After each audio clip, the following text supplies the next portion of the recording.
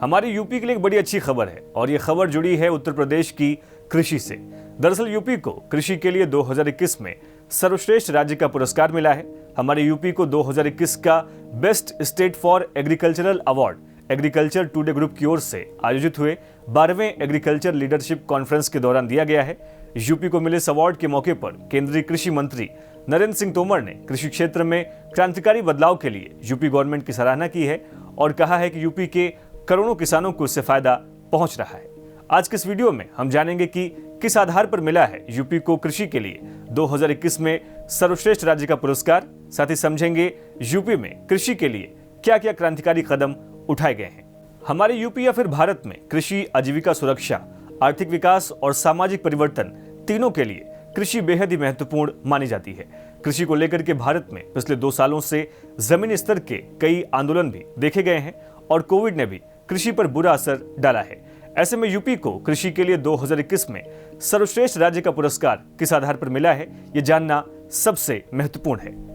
Agriculture today group ये एक पत्रिका है जो कृषि से संबंधित सभी एजेंसियों, संस्थानों, संगठनों और हितधारकों तक जमीनी जानकारी पहुंचाने में मदद करती है। देखा जाए तो एक ऐसा मंच है जो कृषि और उससे जुड़े क्षेत्रों में नई संभावनाओं की बेहतरी को सबसे जरूरी मानता है। लंबे समय से agriculture today group agriculture leadership conference का आयोजन करता आया है। इस कॉन्फ्रेंस के मौके पर कृषि के क्षेत्र में कई तरह के अवार्ड्स दिए जाते हैं, जैसे कि best state for innovation, best state for horticulture और बेस्ट स्टेट फॉर एग्रीकल्चर जैसे अवार्ड इसमें शामिल हैं। इन सभी श्रेणियों के पुरस्कारों के लिए अपनी अपनी कुछ शर्तें हैं। अगर यहाँ पर हम आपको best state for agriculture award के क्राइटेरिया के बारे में आपको बताएं तो ऐसे राज्य जिन्होंने कृषि के विकास के लिए नई और लोकप्रिय नीतियों की शुरुआत की हो या उनकी नीतियों के जरिए किसानों को लाभ पहुंचा हो, कृषि में निवेश को बढ़ावा दिया हो, कृषि के लिए संस्थानों का निर्माण कराया हो या फिर कॉर्पोरेट्स को आमंत्रित करके कृषि के विकास के लिए प्रमोशन करने का काम किया हो, ऐसे राज्यों को best state for agricultural award के लिए चयनित किया जाता है। इसके अलावा भी कुछ शर्तें हैं, जैसे कि कृषि के समग्र उत्पादन में वृद्धि, प्रति यूनिट भूमि की गुणवत्ता और उत्पादकता में बढ़ोतरी, बेहतर नीति के जरिए ग्रामीण किसानों को कर्ज से मुक्ति और अच्छी पैदावार, बाजार मूल्य, समर्थन और प्रोत्साहन जैसी पहलों के जरिए किसानों की समृद्धि के लिए काम करने वाले राज्यों को सर्वश्रेष्ठ राज्य का पुरस्कार दिया जाता है। इन सब के अलावा डाइवर्सिफिकेशन और मार्केट लिंकेज के लिए महत्वपूर्ण सुधार और किसानों तक हर योजना का लाभ आसानी से पहुंच सके, इसके लिए अनुसंधान गतिविधियों पर काम करने वाले राज्यों को एग्रीकल्चर टुडे ग्रुप के best state for agricultural award के लिए वरीयता दी जाती है। यानी अब आप ये समझ सकते हैं कि हमारे यूपी को इन्हीं सब आधारों पर काम करने के लिए साल 2021 का best state for agricultural award दिया गया है। यहाँ आपको best state for innovation, best state for horticulture के लिए अवार्ड किन राज्यों को मिले हैं इसके बारे में बताएं तो बेस्ट स्टेट फॉर इनोवेशन 2021 के लिए हरियाणा और बेस्ट स्टेट फॉर हॉर्टिकल्चर 2021 का अवार्ड उत्तराखंड को दिया गया है। तो आइए अब आपको बताते हैं यूपी में कृषि के लिए कौन कौन से महत्वपूर्ण कदम उठाए गए हैं। साल 2022 तक उत्तर प्रदेश के किसानों की कृषि आमदनी को 2 गुना करने के लिए यूपी में कई महत्वपूर्ण क्षेत्रों में काम चल रहा है। इनमें ग्रेडिंग, प्रसंस्करण, विपणन और कृषि डाइवर्सिफिकेशन पर फोकस करते हुए लक्ष्य को प्राप्त करना, प्रधानमंत्री फसल बीमा योजना का लाभ सभी जरूरतमंद किसानों तक पहुंचाना, सभी कृषकों को सॉइल हेल्थ कार्ड उपलब्ध कराना, 50 लाख किसानों को ड्रिप और स्प्रिंकलर सिंचाई से लाभान्वित कराना, प्रदेश में जैविक खेती को बढ़ावा देने के लिए उत्तर प्रदेश में गठित राज्य जैविक प्रमाणीकरण संस्था से पंजीकृत किसानों को मानक के अनुसार उनके उत्पादों का प्रमाणन कराना, साथ ही वर्मी कंपोस्ट और गोबर गैस संयंत्रों को बढ़ावा देने के लिए अलग अलग योजनाओं के जरिए विशेष अनुदान उपलब्ध कराने जैसे महत्वपूर्ण काम इसमें शामिल हैं।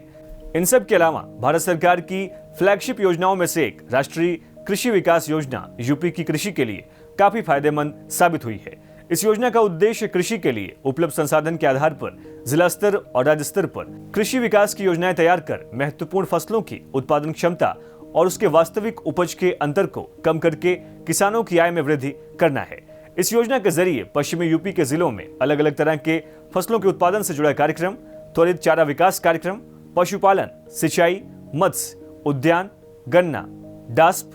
रेशम और कृषि शोध जैसे महत्वपूर्ण कृषि विकास कार्यक्रमों को जरूरत के हिसाब से चलाया जा रहा है। इसके अलावा पूर्वी उत्तर प्रदेश में हरित क्रांति के विस्तार की उप योजना यानी कि राष्ट्रीय कृषि विकास योजना के जरिए चावल और गेहूं की उत्पादकता में बढ़ोतरी, मृदा स्वास्थ्य में सुधार, सिंचाई क्षमता को बढ़ावा देने और जेल के बेहतर इस्तेमाल के अलावा ऊसर क्षेत्रों में जिप्सम का इस्तेमाल, सामुदायिक भंडारण योजना और खेती की लागत को कम करने के लिए उन्नत कृषि पद्धति को बढ़ावा दिया गया है। इसके साथ ही नेशनल फूड सिक्योरिटी मिशन के तहत हमारे यूपी में गेहूं, चावल, मोटे अनाज, दलहन और तिलहन के सुरक्षा मिशन चलाए जा रहे हैं। साथ ही प्रधानमंत्री कृषि सिंचाई योजना के जरिए जिला सिंचाई योजना और राज्य सिंचाई योजना तैयार की गई है। इन सबसे इतर हमारे यूपी में कृषि की बेहतरी के लिए जो योजनाएं लागू हुई हैं, उनमें national mission for sustainable agriculture, प्रधानमंत्री फसल बीमा योजना, पुनर्गठित मौसम आधारित फसल बीमा योजना, integrated scheme on agriculture census economics and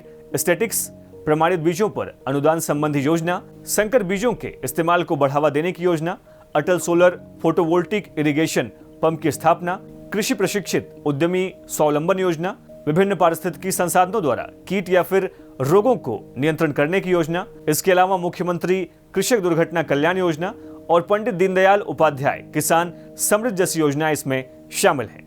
तो अब बारी आज के सवाल की। आपको इस वीडियो के कमेंट बॉक्स में यह बताना है कि पिछले दिनों कृषि निदेशालय द्वारा जारी 2020-21 की उत्पादन रिपोर्ट में हमारे यूपी के किस जिले को गेहूं के उत्पादन में पहला, दूसरा और तीसरा स्थान मिला है। अगर आप ये वीडियो फेसबुक पर देख रहे हैं तो हमारे इस पेज को लाइक करें, इंस्टाग्राम पर देख रहे हैं तो हमारे इस पेज को फॉलो करें और अगर आप ये वीडियो यूट्यूब पर देख रहे हैं तो हमारे चैनल को सब्सक्राइब करना ना भूलें। यूपी जुड़ी और तमाम खबरों की अपडेट के लिए देखते रहिए हमारे चैनल बातें यूपी की।